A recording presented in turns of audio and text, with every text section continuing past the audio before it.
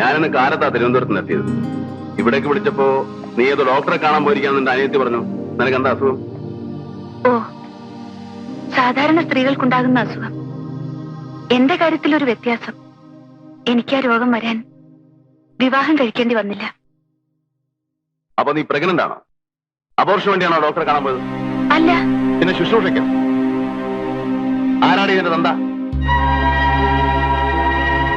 ആർക്കു വേണമെങ്കിലും ആവാം. സാറിന്റെ പേര് പറയട്ടെ? പേടിക്കണ്ട, എന്റെ കുഞ്ഞിനതിന്റെ അമ്മ മതി സാർ. എത്ര കഷ്ടപ്പെട്ടാലും ഞാനതിനെ വളർത്തും. ഈ പാവം പെണ്ണിന്റെ മോഹാണിതെന്ന് വെച്ചോളും. നാട്ടുകാർക്കാണ് കഷ്ടപ്പാട്. തന്തയില്ലാതെ ജനിക്കുന്ന ഈ വക ജന്തുക്കളെല്ലാം ക്രിമിനൽസ് ആയിട്ടാ വളരുക. സാർ അരുത്, എന്നെ അധിക്ഷേപിച്ചോളൂ, ശിക്ഷിച്ചോളൂ, ഞാൻ സഹിക്കും.